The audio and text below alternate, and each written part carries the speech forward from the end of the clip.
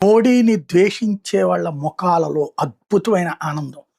మోడీ ముఖం మలమల మాడిపోయింది. భల్లే కొట్టాడురా దెబ్బ.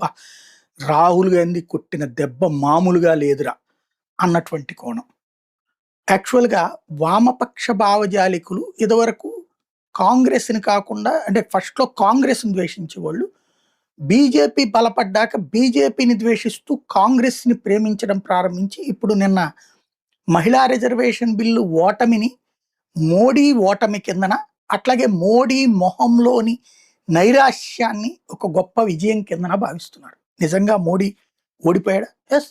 బిల్లు పరంగా చట్టబద్ధంగా ఓడిపోయినట్టే కదా! సేమ్ టైం ఒక చర్చకి తావిచ్చుకొచ్చాడు. తన ఓటమి ద్వారా ఒక చర్చకి తావిచ్చుకొచ్చాడు. మాట చెప్పడం వేరు, చేతలో వేరు. పరిష్కారం లేని మాటలు మాత్రమే మాట్లాడతారు అన్నది ఇప్పుడు ప్రపంచం మొత్తానికి